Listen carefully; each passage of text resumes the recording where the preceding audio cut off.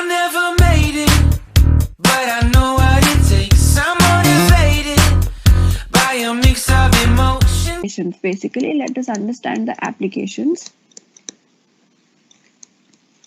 So the first application which you can actually perform using Opencv library and its functions is basically recognition. So recognition in terms of facial recognition, you can say. So it provides functions for facial recognition. You can say face recognition as the first application.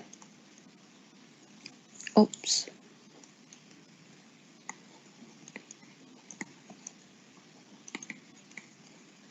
Okay. The next thing that it allows you to do is it allows you to count. So what all things can you count? You can count people, you can count objects,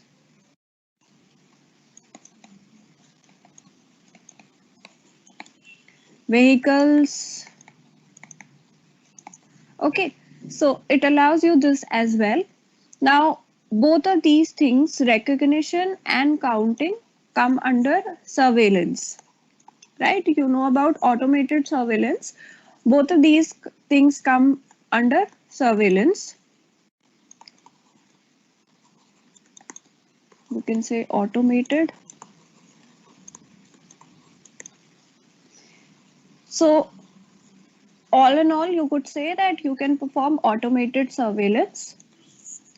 Other things that you can do is, so in in addition to facial recognition, it can also perform object recognition. So like for example, a lot of uh, times you might have looked online that people have done projects on, let us say, coin recognition. So recognizing a coin is of which country, or the currency that you have, you'll have images of currencies, and it is going to detect and recognize that which country's currency this is. Okay, so this is also something that can be done using Opencv.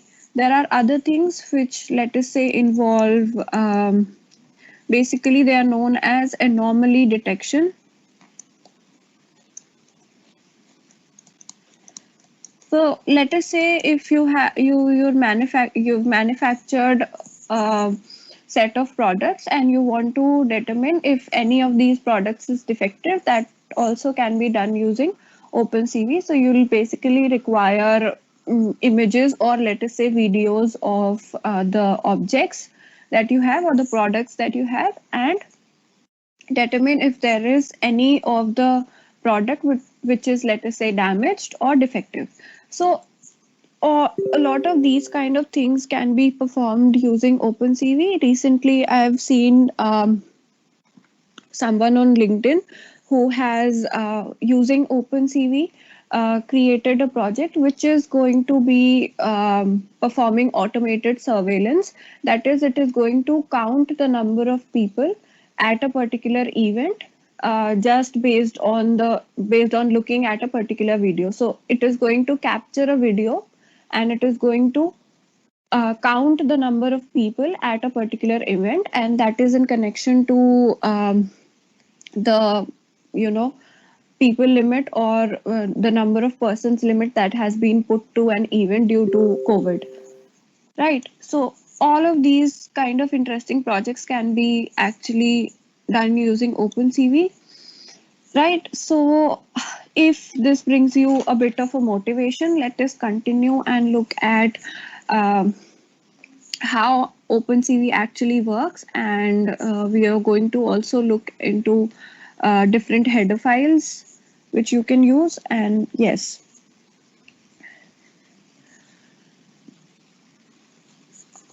okay, so if there are no questions from this particular portion that we just looked at, can we move ahead, everyone?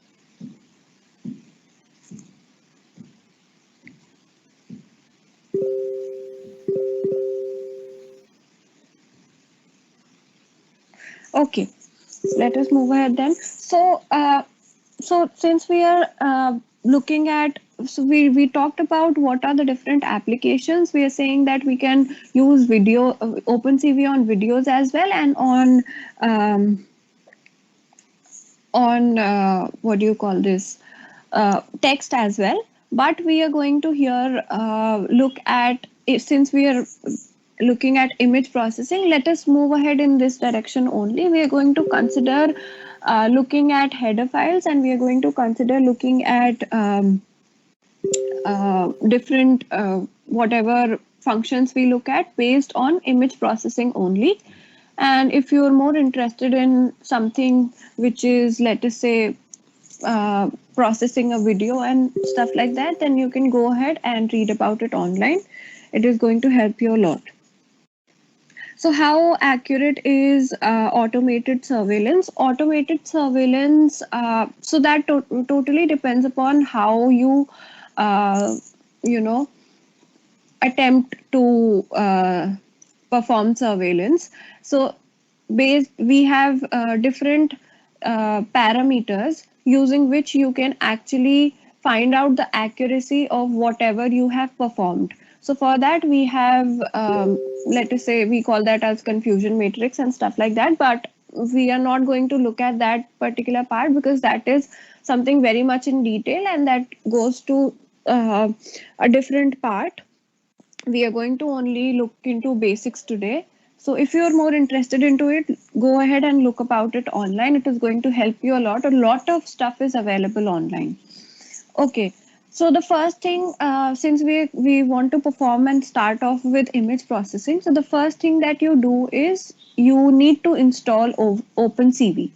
Now, since you're doing it using C++, and you have one of these softwares which is known as VS Code or Visual Studio Code. You can install that as well. So let us talk about this in, let us say, in steps. So the first step that you are going to uh, be performing is, let us say, install OpenCV with VS Code. So VS Code is like a editor. So like you have Def C++ as an editor, we have VS Code as an editor, but as the name suggests, it is Visual Studio Code, and it is going to help you a lot whenever you consider using OpenCV in C++. So so this is one of those softwares which you can install, and with this install OpenCV. So since OpenCV is open source and it is not available with the standard libraries, you will have to install it separately. We are not going to go into much detail of how you're going to do it because a lot of documentation is available online. You can easily go online, even refer to the OpenCV's own documentation. It is going to explain you step by step about how you can install OpenCV. So yes, do that with VS Code as well. So you'll be able to find out a lot of tutorials online which will help you to install OpenCV with VS Code. So go ahead. The first step for you to do that is do this. Now, so yes, so since we are talking about OpenCV with VS Code, there was this other thing which I wanted to let you know, but it has skipped my mind now. But okay, as soon as I can recall it, I'll just let you know. Let us just continue with this. Uh, yes, so this is the first step which you do. Yes, so the other thing that I wanted to let you know was that whenever you are using OpenCV in C++ and you're creating a particular program, it won't be running on Windows until and unless you have a software like VS Code. It will run on Linux. So a lot of tutorials will also let you understand how can you do it on Linux. If you want to do it on Linux, you can do that as well. But VS Code actually provides a very good interface and it is very easy. So this is what is recommended for you. Okay, so after you have done this, um, let us let us move towards how can you code using OpenCV. So let us first talk about header files. So like you actually create any C++ program. So you start off by, let us say, including the header files and then using namespace, and then you go ahead, write down the main function. This thing actually works in the same way. Only you have to know which all header files you have to include, and under those header files, what are the different kind of functions that are available. Okay, so let us talk about that. So the second step that we are going to talk about here is header files. So although there are a lot of header files that you can use, different kind of header files that you can use in OpenCV for, let us say, image processing. Then you have different header files for video processing.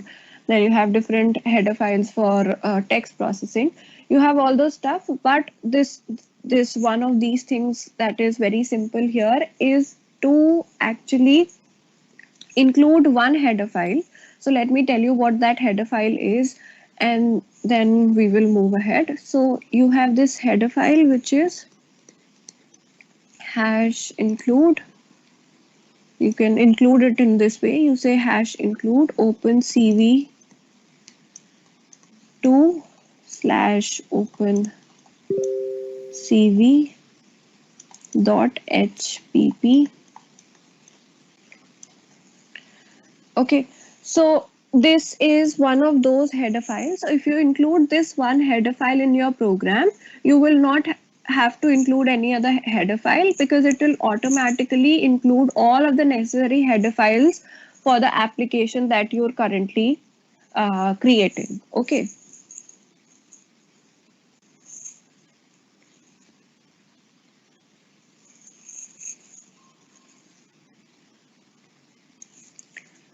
Okay, so yes, so let me just also write with this that it is going to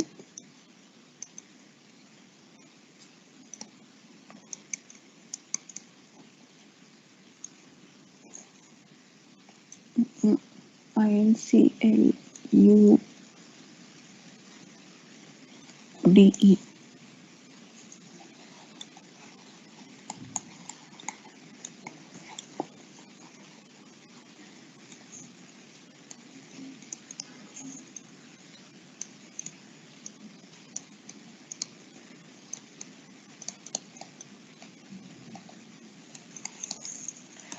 Okay, so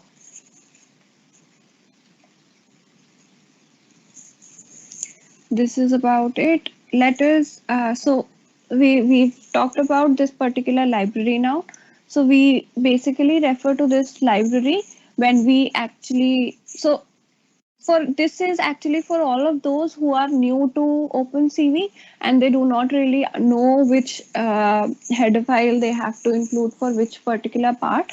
Now what happens is that as you move ahead, as you learn more about OpenCV, you're going to know which header files you can include, and obviously you can also go ahead and search about it online, looking into which header files will be used in your particular project. But this always helps, so this is one of the plus points that you have. So yes, include this header file and it is going to help you include all of the other header files which are going to be required for your project. Okay, so now all OpenCV classes and functions are in the, so now when we talk about the namespace, you say that the namespace CV, we are going to have a namespace CV, which are going to include all of the OpenCV classes and its functions. So uh, let us also look at how you can write that. So you simply say using namespace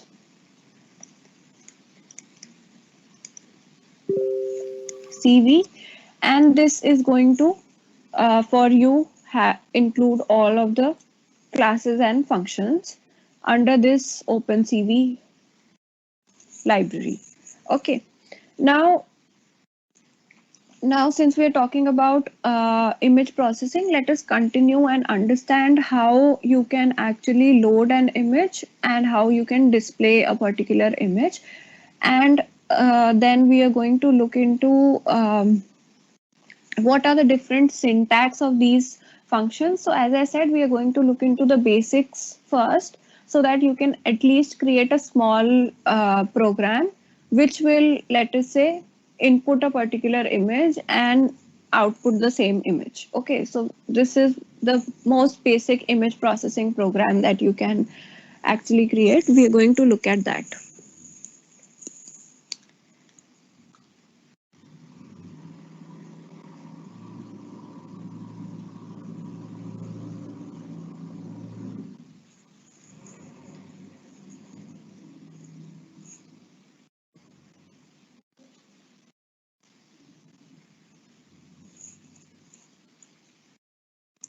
Okay, so the next thing that we are going to look at here is, let us say, read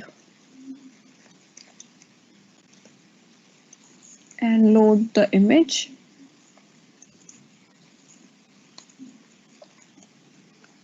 And display, or let us say, output image.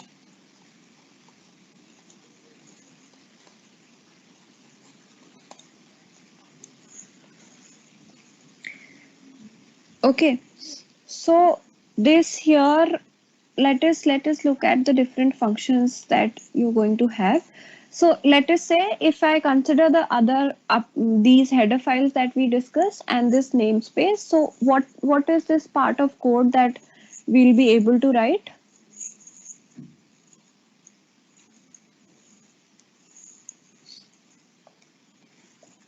So we say that, let us say I want to include this header file.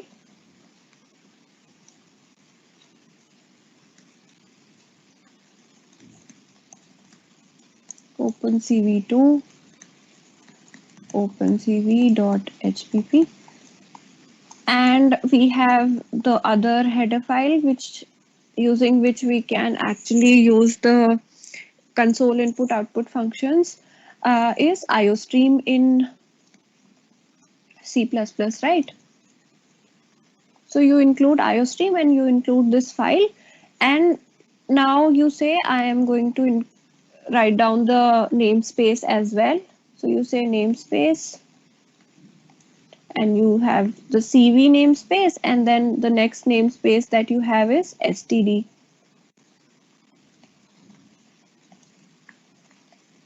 Right, and simply like you use the main function, you have a main function in your program, and inside the main function you can now write down the different functions which are going to, let us say, input the image, process it, and then output the final resultant image. Okay, so let us look at one of those functions which is going to help you read a particular image. So let us say that you have stored a particular image at any particular location on your device. So how can you access it or open it up? So for that, you have this image reading function, which is, so let me first write this statement down, and then you're going to with that understand. So you say mat, let us say mat image, im read, name of image, let us say. Okay, so like this, and the extension. So if you say it is jpg, let us say this.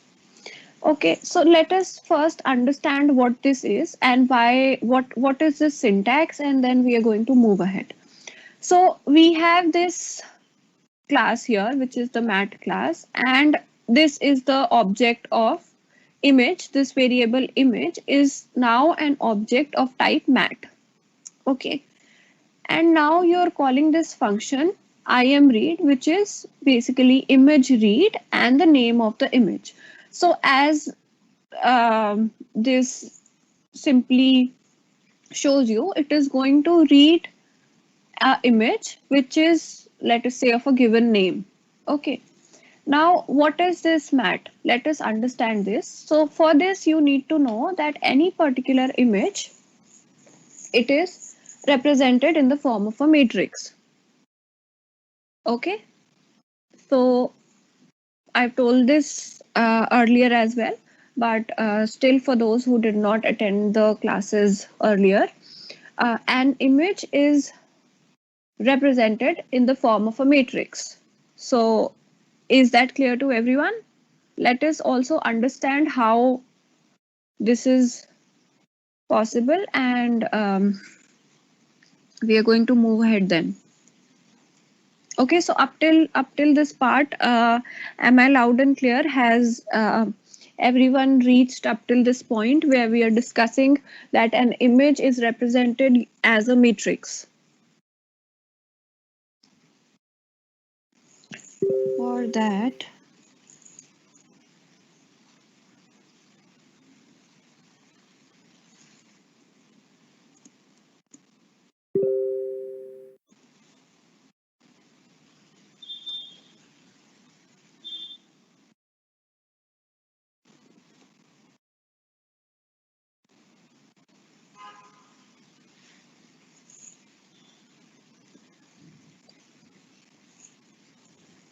okay, good. So I am going to be sharing a PDF.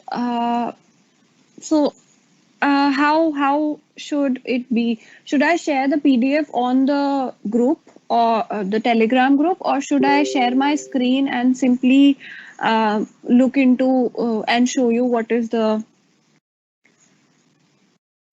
part that we are going to look at? Since we do not actually require the complete PDF, but for those who are interested in this PDF, they can go through it completely. For others, we are going to read through a small part if you want.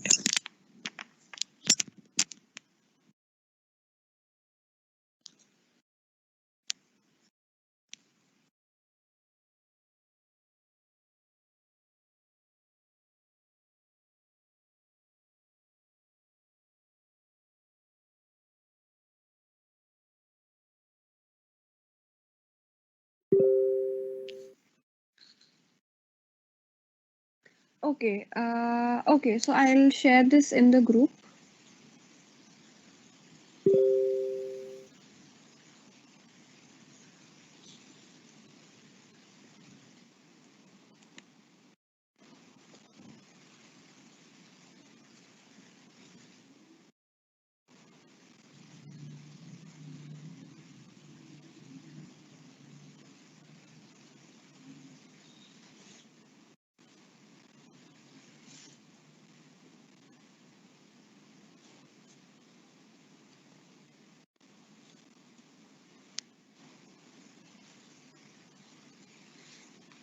Okay, just give me a moment. Let me just share it on the group.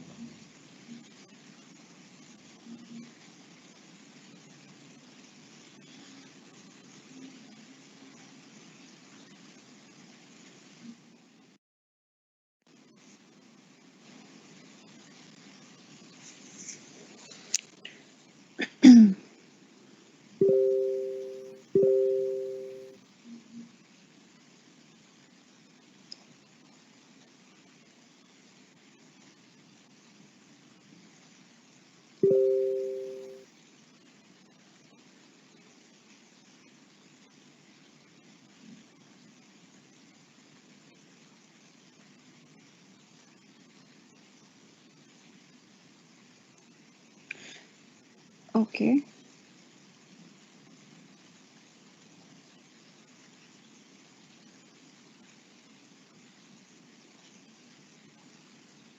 So I am going to be posting a link on the Telegram group. This here is actually a link to a PDF, and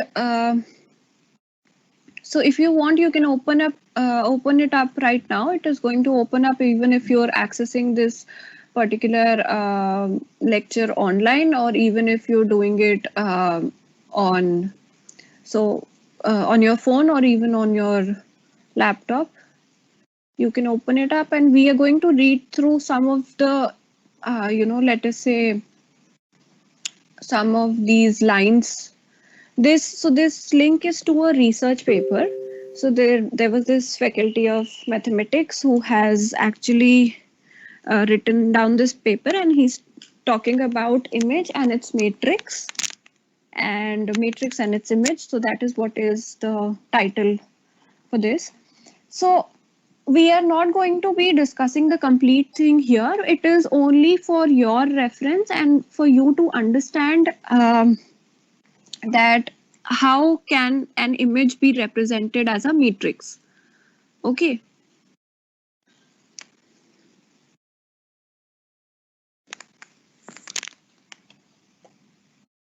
Okay, so if you want me to share the screen as well, let me just do that also.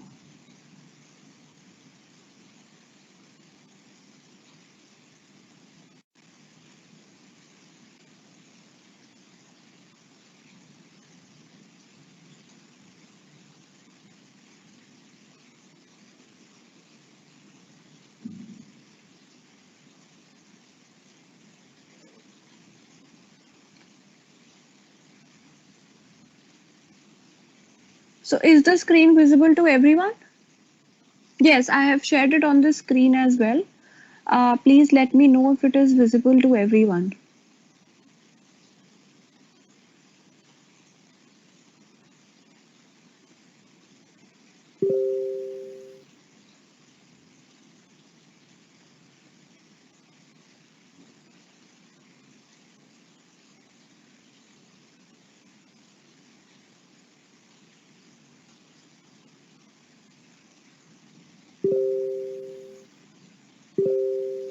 It is, right? Okay, so let us talk about it then. So you can see here, this is a research paper. We are not going to actually, look into much detail about it. We are just here to understand. We are just here to understand how can an image be represented in the form of a matrix. So we say that, so you can read here. Let us start with this. So you say, let us start with the abstract. So he says that the need for matrix representation by image is clear to all those who use high dimension matrices. So it basically means that since an image can be very large in order to store it, so you can actually use a matrix form of its representation, or even vice versa if you want. So that totally depends upon which way you find better. So if your project it is okay for your project to store an image in its original form, that is fine. Otherwise, if it can store it in the form of the matrix, then good to go. So yes, so it says there is a relation between matrices and digital images. So we are talking about digital image. So it also explains you what a digital image is. A digital image is a in a computer is presented by pixels matrix. Okay, so now you understand. It says that any particular image, any particular digital image can by its pixel matrix. So corresponding every pixel in image, you are going to have a matrix element. So it says, on the other hand, there is a need, especially with high dimension matrices, to present matrix with an image. Okay. Then it explains you the motive of this work. We are not interested in that particular part, but we are going to look into image and its matrix. So it says a digital grayscale image. So please note, it is talking about a grayscale image here. Grayscale, black and white, right? So it says is presented in the computer by pixel matrix. Each pixel of such image is presented by one matrix element. So as I said, corresponding each pixel, you're going to have one matrix element, and it is an integer from the set 0 to 255, right?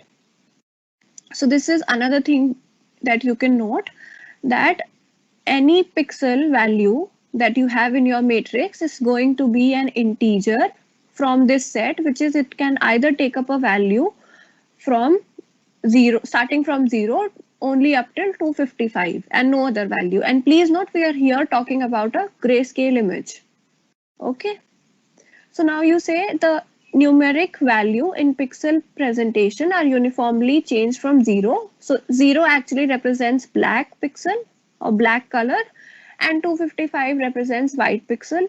Now you see here they have also given you an example. They say that you have this grayscale image here, this grayscale image.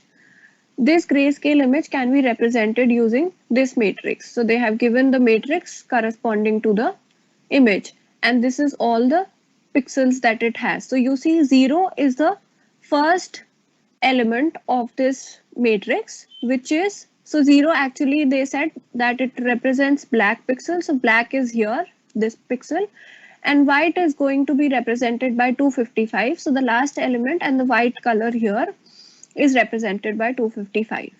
Okay, so this is about a grayscale image and how, so you now know how a grayscale image is going to be represented in the matrix form. So what does it say about color images? It says that color images with RGB color model. So color images can have this RGB color model. It says that with this color model in a computer are presented with 3 grayscale images. Okay. So now you say a color image can be represented using 3 matrices. So these 3 matrices will be of the grayscale form. So for each of these matrix, since you are going to have 3 matrix, for each of these matrix it's going to be corresponding one color component. So since it is RGB, corresponding R, which is red color, you're going to have one matrix. Then corresponding green color, you're going to have another image. Corresponding blue, you're going to have another image matrix. So 3 matrices make up a colored image. So now, so this was the actual part that we wanted to understand through this paper. We did not wanted to go into the much detail, but still, if you want, it is a very good research paper. You can look into how they're doing. They're actually telling you how a matrix can be represented as an image and how an image can be represented as a matrix, and what are the different things that you need to keep in mind. So all through the paper you can look into what are these different values. So corresponding each matrix, they have given you what is the image, how you can change that, what is the complex matrix presentation, and all of those stuff. Okay.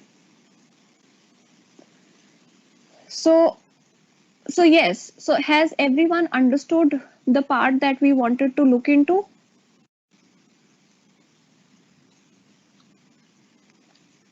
We from this, the purpose of us looking at this paper was only to understand that a image can be represented in the matrix form, and how can it be represented in the matrix form. So you see, corresponding every pixel, so every image has a pixel matrix first of all, and corresponding every pixel you're going to have a value in the matrix, right?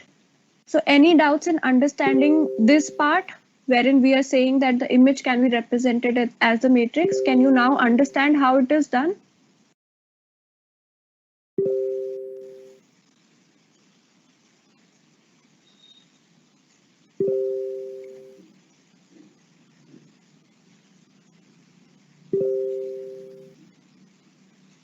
Okay, okay. So let us move ahead. Let us continue where we left. So let me just again uh, share the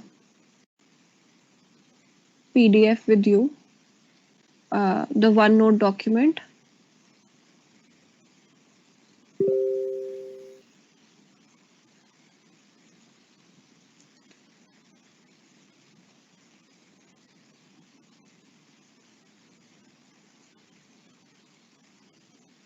So is the document visible to everyone?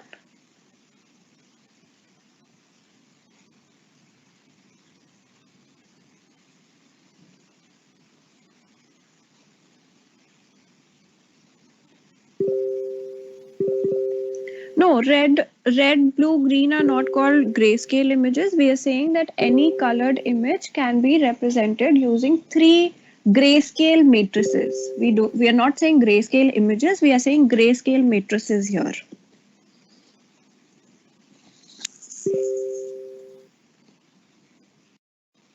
Okay, so if the screen is visible, let us continue. So, like I said, we looked into this paper where we understood that an image can be represented as a matrix. So this mat here actually represents the same thing. So you have an object of this mat type. An image can be represented in the form of the matrix, and this image that you're now going to load using the imRead function is going to be represented by an object of type mat. Okay. So yes, let us continue and also understand what is this function. So let us understand what is imRead function. Let us also look at its syntax. So when we talk about the syntax of imRead,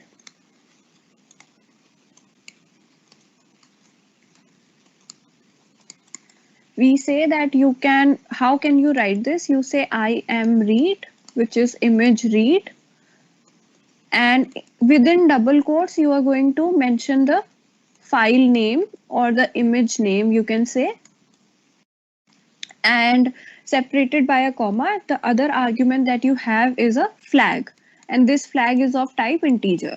So let us understand what this flag represents and how can you write this. So this particular argument, which is the file name, can also take up the complete location. So like you write, let us say your file or image that you want to now read or load is stored in the D drive. So you simply say D and whatever folder it is in. So let us say it is inside my folder, and the name of the file or the image is, let us say, flower.jpg. Okay, so you can also write this complete thing here as well. If you only write down, like it happens for any particular function or method, whenever you write only the file name or the image name, it is going to search for this image in the same directory in which you have this particular code. So in order to access this, if your image is not in the same directory, then you can mention the complete path as well. Okay, so this is about the first argument. Let us look at what is this flag argument. Now there are different ways in which you can actually read or load an image. So for that you can also use this flag. So you have imRead underscore unchanged.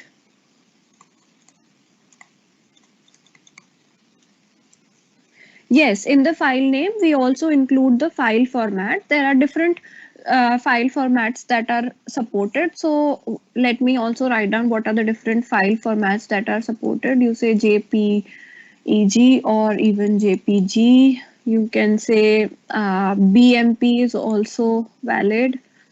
PNG is also valid, and you have TIFF that is also valid. So all of these are actually those file formats that are valid for reading using the image read function.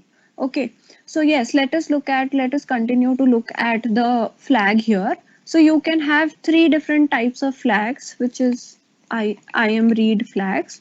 So it can be imRead grayscale. You can have imRead so these are underscores. If you're getting confused with these are underscores. You say color. Okay, so for this image read function, you can have three different kinds of flags that can appear in this here.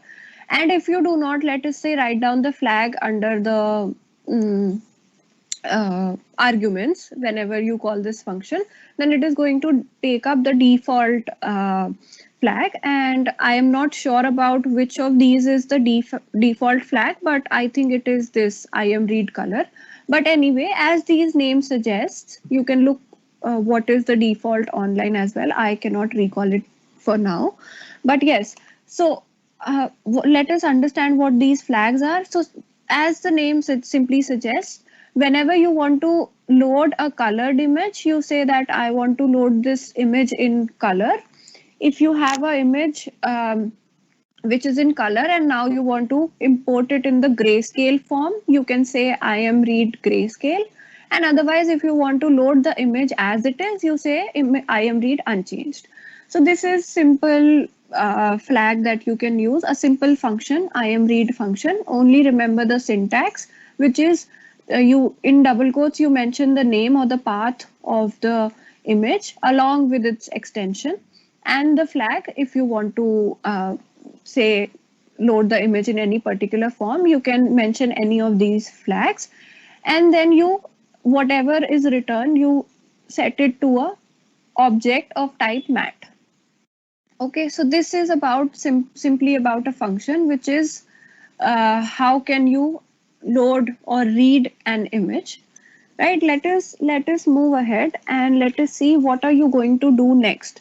So for any image processing project, you will have to obviously load or read an image, which you now know how you can do that.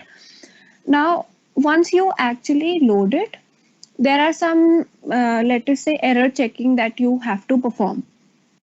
Okay, so for that, you can actually check if, so what happens when this image is not properly loaded, or say suppose if this image does not exist. You have mentioned an image name here and you have let us say that image does not exist, or if say suppose you mention the image name only and this image is not in the same directory but in some other directory, then IamRead is going to return an empty object. So the empty object will be initialized inside this mat image. So for that, you are going to keep a check. So what do? You check if image dot empty. So you have this function here. This dot empty, this function, empty function, is simply going to check if this object is empty or not. And if this, let us say, if this image is empty, you can simply, let us say, print that error. Okay, you can say error in loading image or whatever. And yes, so this is about checking if the image is empty or not. Now, why do you think we will have to check the images empty or not? So Arnav is asking what is unchanged. So if let us say you do not want to change any particular image and you do not actually, you have a lot of images that you want to read one by one and you do not know in which particular format these images are, so you can simply use the unchanged format, which is load the image as it is. So if it is a grayscale image, load it anyway. If it is a colored image, load it anyway. Okay, so that is IamRead unchanged. So yes, we were talking about this empty function here.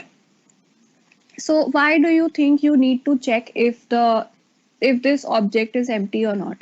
Now say for example you have loaded a particular image and you are performing some kind of processing on it.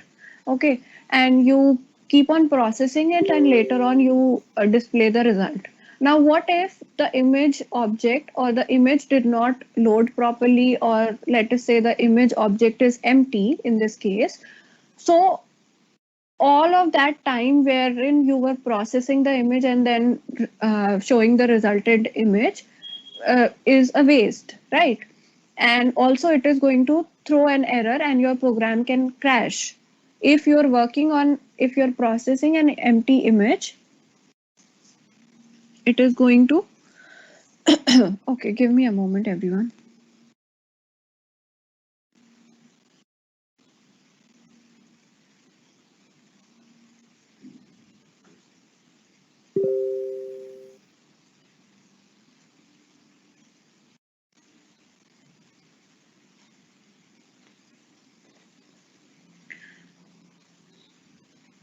Yes, let us continue. So, as I was saying, so whenever you are, let us say, having an empty image, in that case, you do not know how this image will be, uh, uh, you know, going ahead in the flow whenever, let us say, you are processing the image. So, you will be processing an empty image and wasting time as well as your resources. So, for that, you can simply put a check here that if the image object is empty, I should not go ahead. So for this, you can simply say that I want to, let us say, do scene get for, so whenever you throw an error, you simply say that, okay, wait for the user to press a key and then return from this program. So say return -1, let us say, for example. And yes, so this only this particular error handling will help you a lot. Otherwise, what will happen if you're working on an empty image and processing it and then showing it, at some point of time, your program is going to crash and you won't understand where the problem occurred. So simply put in a check here, empty check here, which is going to check if the image has properly loaded or not. Okay, so this is about the empty function. Okay, so Pratyush is asking how to initialize the flag to unchanged grayscale or color. So this is the flag itself. So when you write this, this is the flag itself. So say for example, you want to load this flower.jpg. So you say I am read,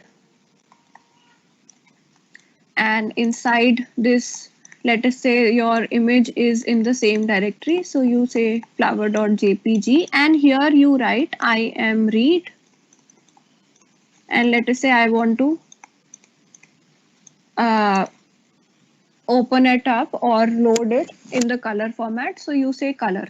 Now this, all of these, this whatever I have mentioned here, this complete statement is equivalent to an integer.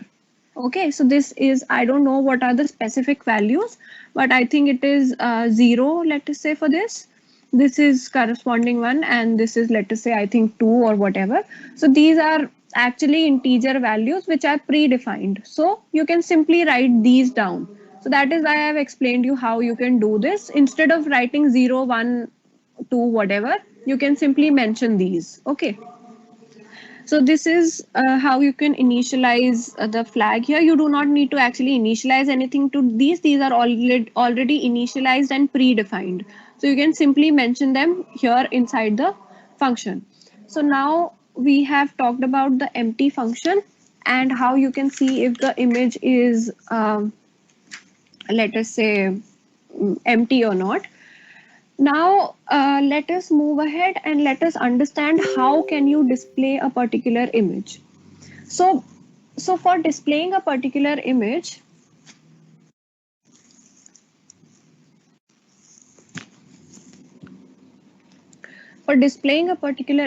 we say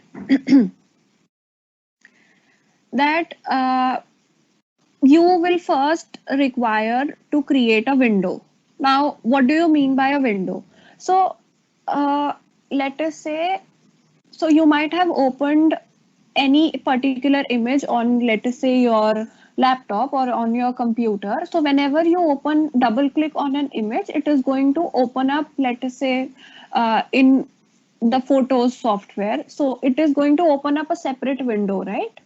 It opens up in a separate window which you can actually cross or minimize or change the size.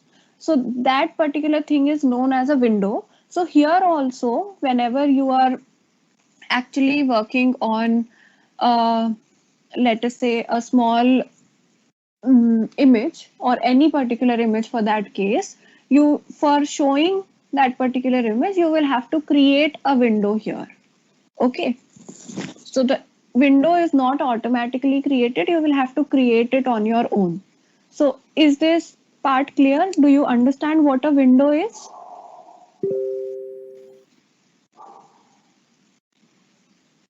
Can we move ahead and look into uh, how can you create a window? So up till now, is everything clear to you? Have you understood what are the different ways that we are looking at, what are the different statements we are understanding here.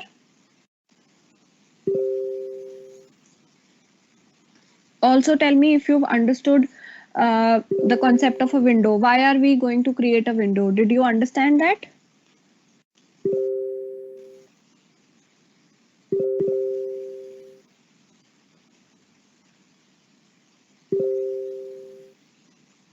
Okay. Okay, if you have, let us move ahead then. So let us look at how can you create a window. So for creating a window, you have a function known as named window.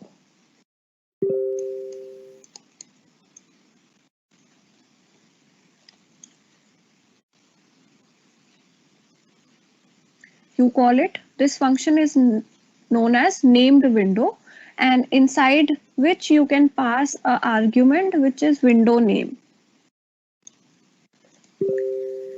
So what happens in this case is, so let us say you have worked on a particular image, you have loaded a particular image like we have did here. Here you are loading a image, you are saying I want to open up this image flower.jpg in the color format, and for that you will require a window, as I said. So now to this window you are giving a name. So like you can see here, my this is the OneNote window that I have opened here. This window is OneNote window, and this window has a name. So you see this window has a name here, which is L6 Lecture-6 Winter Programming Bootcamp. So similarly, for the window in which you want to show your image or display your image, you will have to give it a name. So using this particular function, you create a window and give it a name. This named window function will first create a window and it will initialize this name to it. So simply say, suppose you have a string here, which is, let us say, window name. And to this you are initializing some name. Let us say you are giving it a name as my flower image.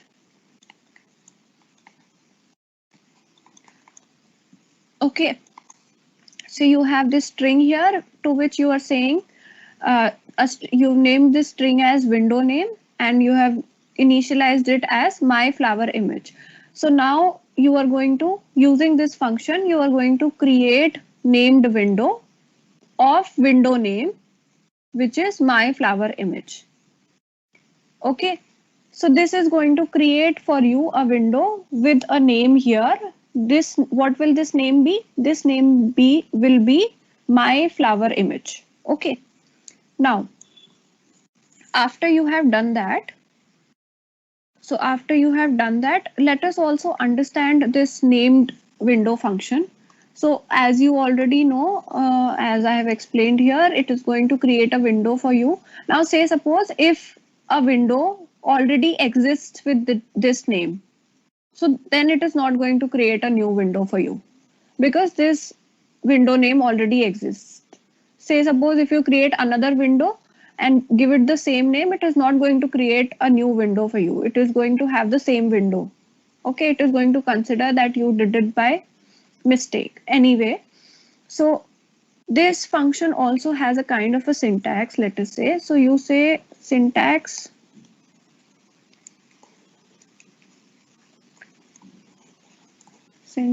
for named window function.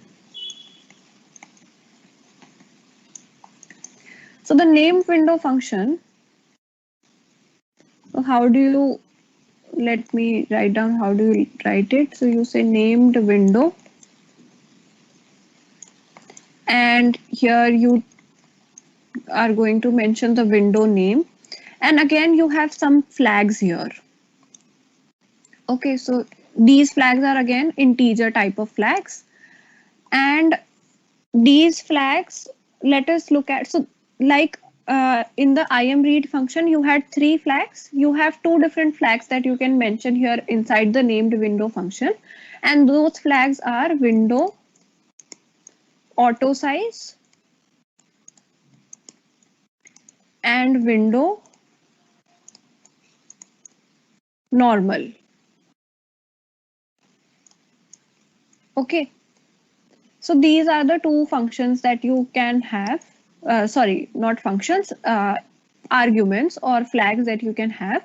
So what do these stand for? So this stands for, when you say window auto size, it means that it cannot resize the window. You cannot, whenever the window opens up, you cannot resize the window. So this you can see in this OneNote window that I have opened up here, you have this function, this feature here, which is using this feature, you can actually resize this window. है ना? When you click on this, it is going to become small, and then when you again click on it, it is going to become full screen. So using window auto size, you will not have this feature, which is you cannot resize the window, and using window normal, you can actually resize the window. Okay, so this is the only flag that you can have, and only these two flags can be used inside the named window function. You can simply create a window of the given name with any of these features. If you, let us say, do not want to resize it, it will not resize, and window normal is going to be able to resize your window.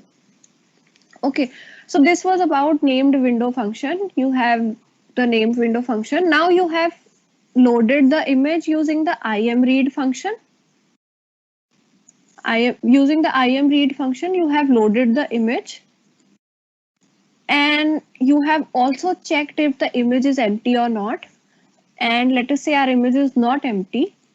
And now you have also created a window in which you are going to show your image or display your image. But you have only created the window, you haven't up till now displayed the image. So for that, for displaying the image, you have the imShow function. Like you have the imRead function to read the image. To show the image, you have the imShow or image show function, in which the first argument is going to be the window name that you just created in order to show your image. So you say window name, and you mention which image you want to show in this window. So you loaded the flower image inside this mat object of type image, right? So here you can see inside mat object image, you loaded the image that you want to show, which is flower image, say for example, and then you created a window of name.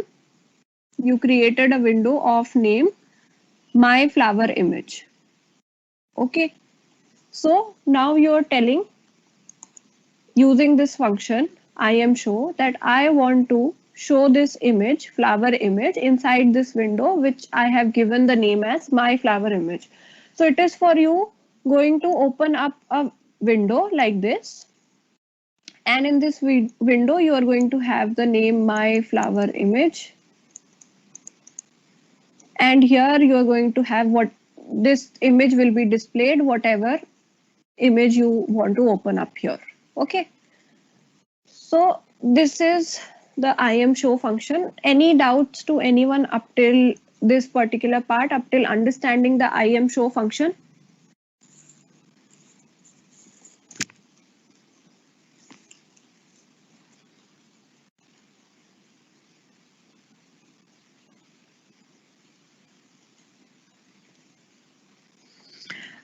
Which of these windows will be default? I really cannot recall which of these flags are going to be default.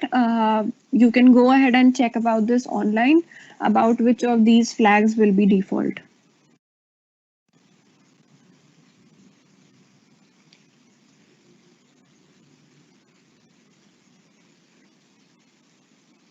So say sometimes you do not want the image that is opened up to be resized, right?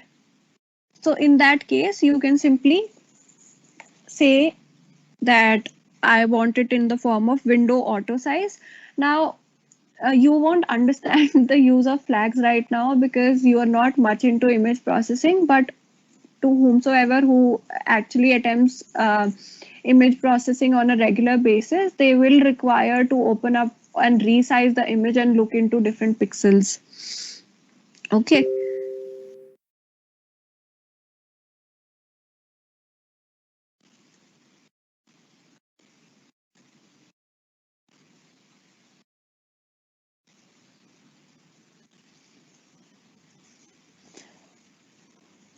Okay, shall we move ahead, everyone?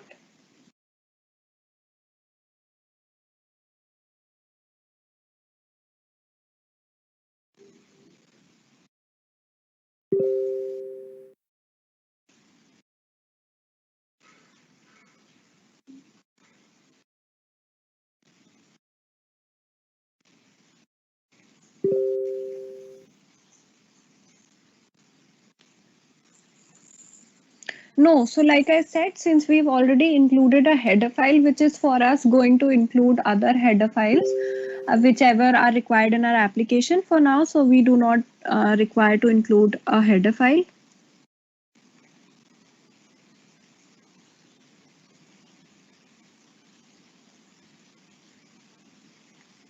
How to store an image in the matrix form and display matrix as an image. So yes, that can also be done. So for that particular part, you have separate functions. So you can go ahead and look into those functions as well. Everything is available online. So this is something that is going to be your actual project.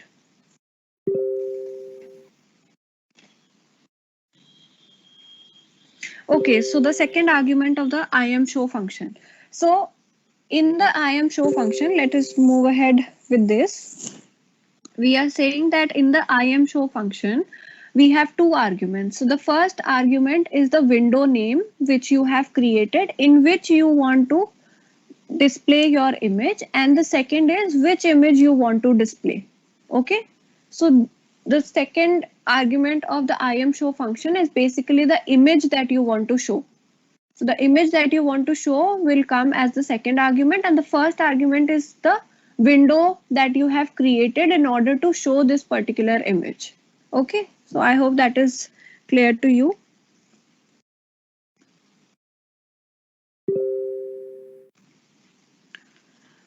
Okay, so we for creating an image, you have separate functions.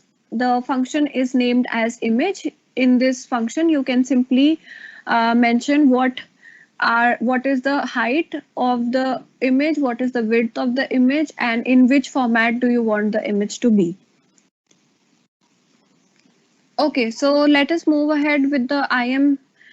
Since we've looked into the IAMShow function, so now what happens after you have written down this particular piece of code? Now here you have created a window, you have displayed the image. Now let me write down what are the next two steps that are going to happen.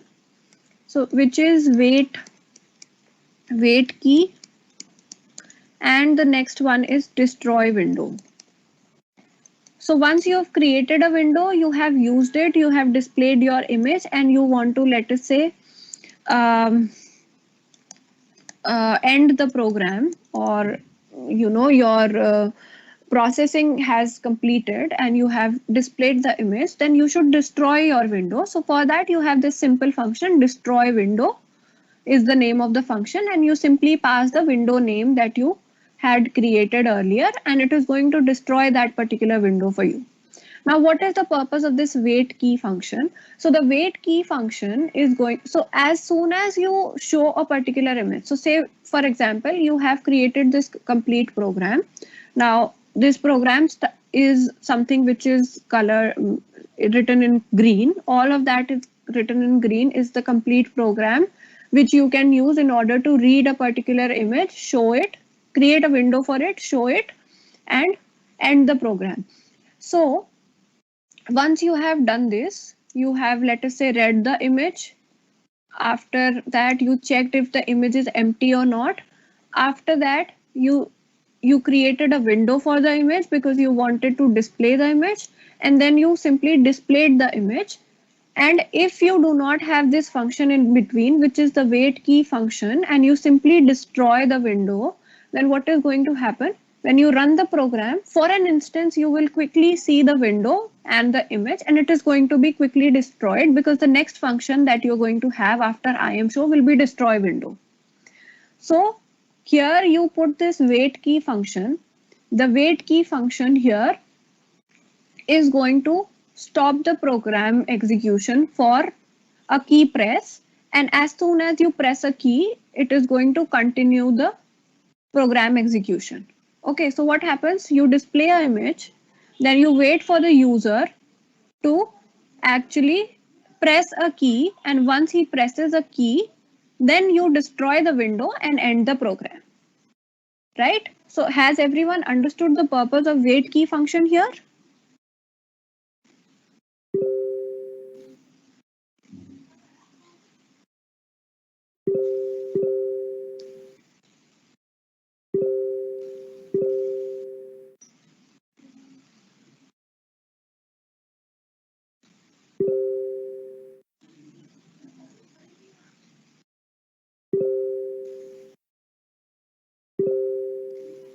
Okay, so if you have letters, then okay, so this is basically, so whatever piece of code that we looked at today is basically how you can actually simply use some of the functions and let's say only one header file in order to read a particular image, check if it is empty or not, check if create a window for it, show or display the image, wait for the user to press a key, and simply destroy the window and end the program. So this is what we looked at today. Now for the project part that you have to perform, what you have to do is you have to go ahead, research about this online. So before understanding what these functions do, if you didn't, say for example, if you didn't know what these functions were doing, you wouldn't understand what actually a window is, you wouldn't understand what the IAMShow function is doing, or let us say not understand what is the destroy window function is doing. So now I want you to, here I want you to do is you go ahead online, research about the different functions that you can use, and create a C++ program, or write down a C++ program after installing Opencv and VS Code. You should be able to create a program which is going to read a image, that is input a image, and then also input a angle. So let me write this down. You say input an image, okay, input an angle, and rotate the image by the angle given.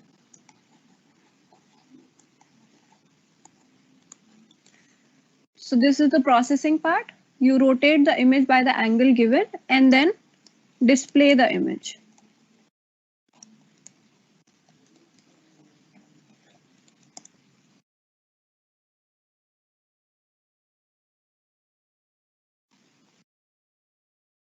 Yes, so you can use any function which is going to wait for a key press. It can also be cin.get. Okay, so this is a part of your homework or whatever you say. This is going to be evaluated. You are going to go ahead, like you understood about the functions in this way, you are going to see what are the different functions that you can use in order to rotate an image by a given angle. And for that, you are going to take an input image from the user. So let us say input an image and then input a particular angle at which the user wants to rotate the image. Rotate the image by that particular angle and simply display the image. So this is the project that you're going to create. You're going to use C++. You're going to use all the inbuilt functions that are provided by Opencv. Okay.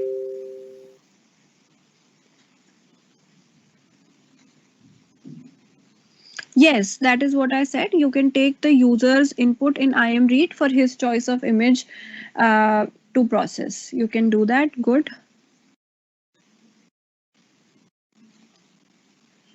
So is this clear to everyone?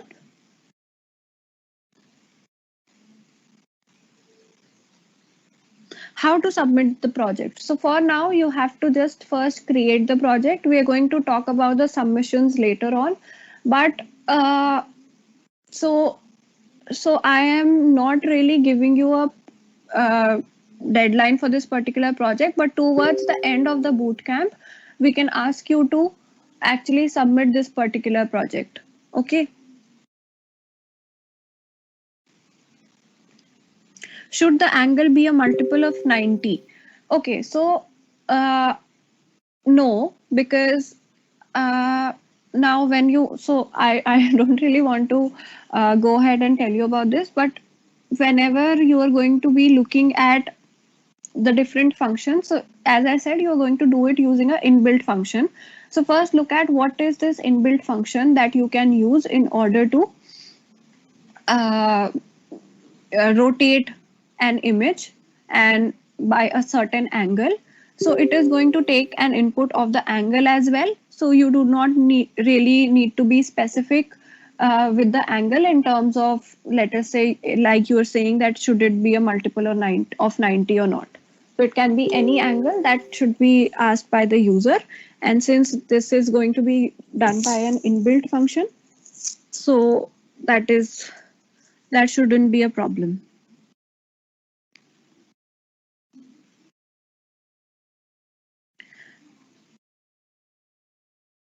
So that is totally your own choice. You want to do it clockwise or you want to do it anti-clockwise. Totally up to you. I'm keeping this part to you only, that you can rotate it in any direction you want, clockwise or anti-clockwise.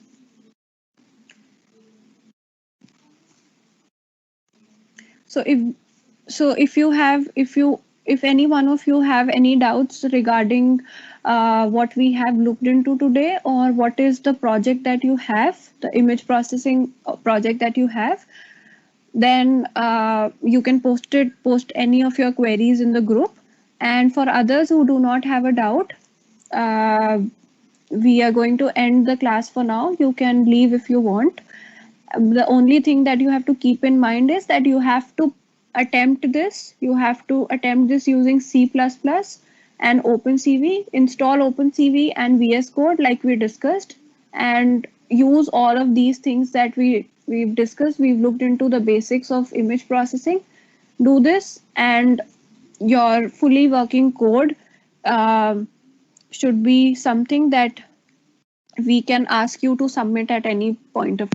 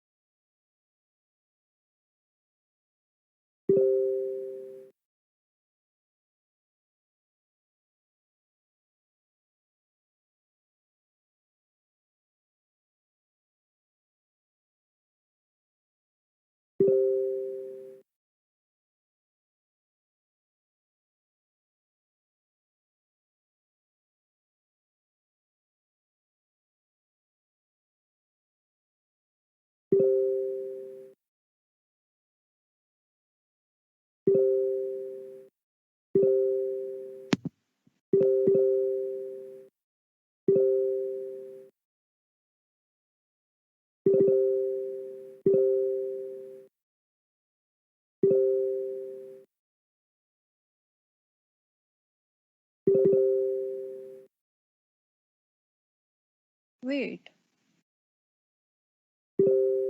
how about now? Am I audible?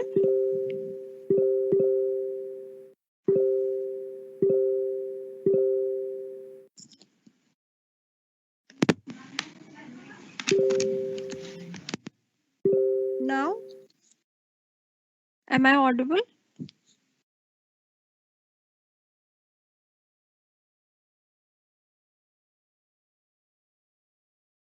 Okay. If it is audible, okay, sorry, I didn't know. I don't know what happened because I was not on mute. But anyway, okay. So let us begin again from the starting. So we said that we looked into image processing. We looked into what Opencv is. So Opencv is basically a library which is open source and it allows you to perform computer vision.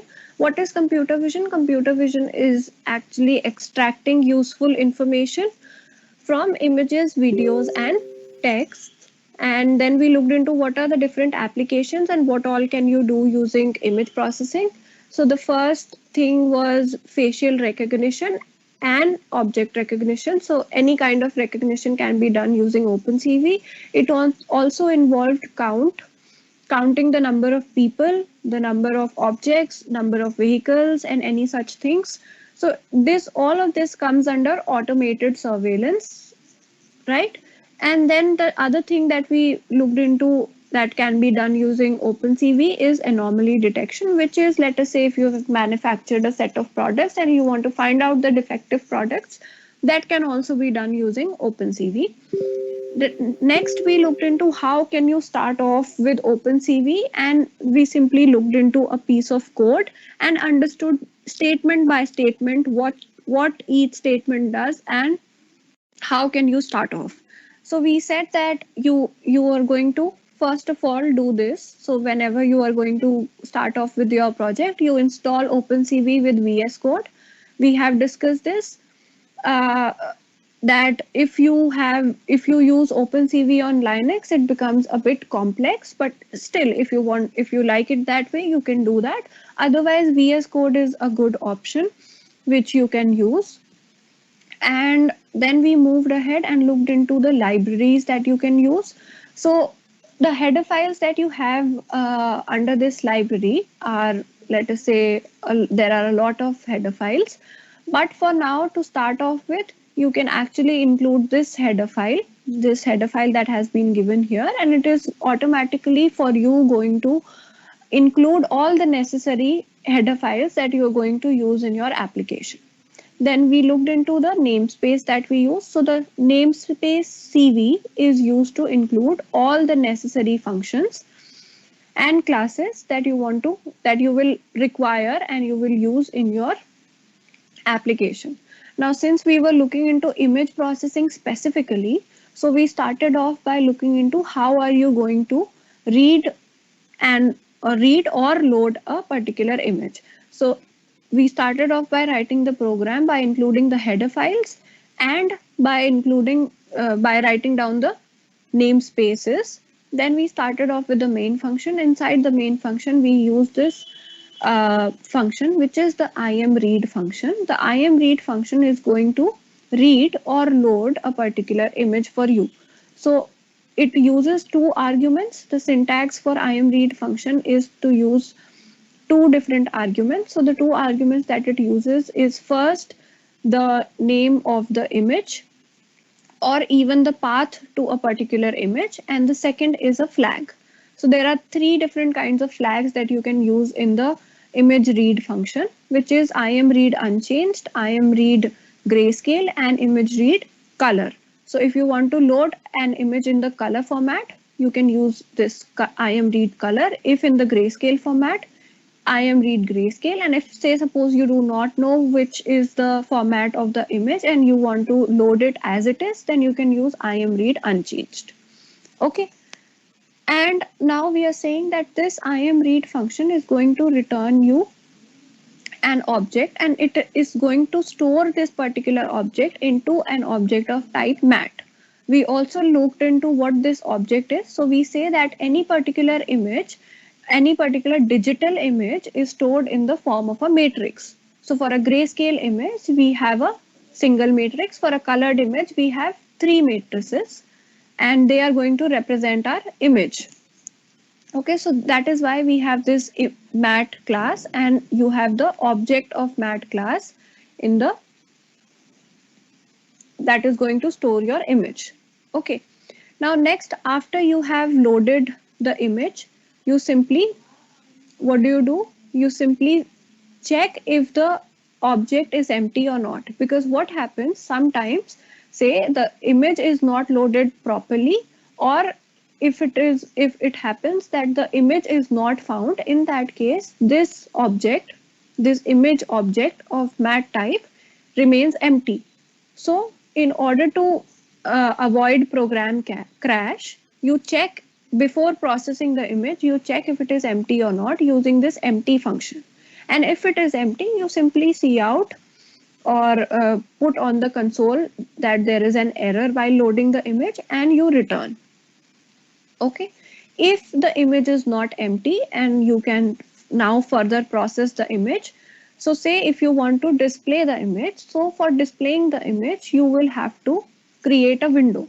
Now what is the purpose of creating a window is this, that say for example, so whenever I gave you an example of what happens when you double click on an image on your device. So when you double click an image on your computer, it happens to open up in a separate window, right? In a separate window opens up, which has the image name here and the image that is displayed to you. So similarly, in order to display a particular image, you will always have to first create a window. Okay, so without creating a window, you won't be able to display the image. So that is the purpose of creating a window. So how do you create a window? You use this function named window. The function name is named window, and to this you pass the window name. So like here I have written down the window name inside double quotes, and I have put in inside the named window function as the argument. So what is, let us also look at the syntax of the named window function. Inside the named window function, you have window name and the flag. So there can be two different types of flags here. The first is window auto size, the next is window normal. So window auto size, if you open up a window and you are creating, let us say you're creating a window with the flag window auto size, then you won't be able to resize that particular window. And if you're doing it window normal, then you can simply resize the window. Okay, so this is simply how you can create a window. So once you have created a window, now let us say you want to display the image. So for displaying the image, you are going to say ImShow. The ImShow function is going to display the image, and using the ImShow function, what are the different arguments that you need to have in the ImShow function? In the image show function, you need to have the window name that you have created in order to show the image, and the image name that you want to display in that particular window. Okay, so this is simply about ImShow function. Then you have two different statements, which is wait key and destroy window. So whenever you create a window and you have processed the image and displayed the image to the user, you will have to destroy the window as well. Okay, so before ending the program, you destroy the window. But now what happens, as you run the program and you say show the image and then destroy the window, it is going to happen in one instance, so you will not be able to look at the window for a longer duration.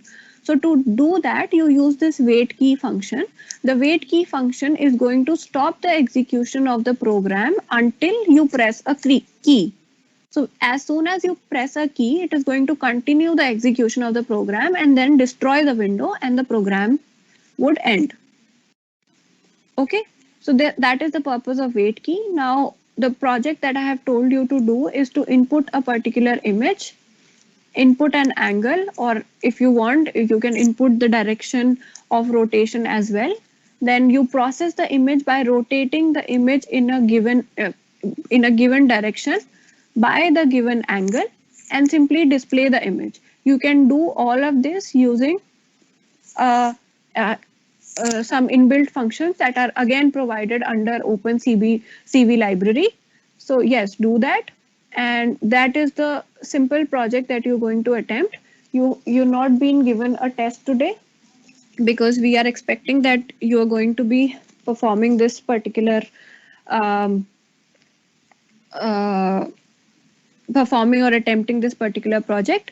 So you have Saturday as well as Sunday to attempt this project. On Monday, we might ask you to submit this project. All the submission instructions will be given to you later on. You can also have a scheduled, let us say, submission of this particular project towards the end of the bootcamp. So this project is, again, if it has to be mentioned in this way, it is mandatory for everyone to do this. And yes, so that will be all for today.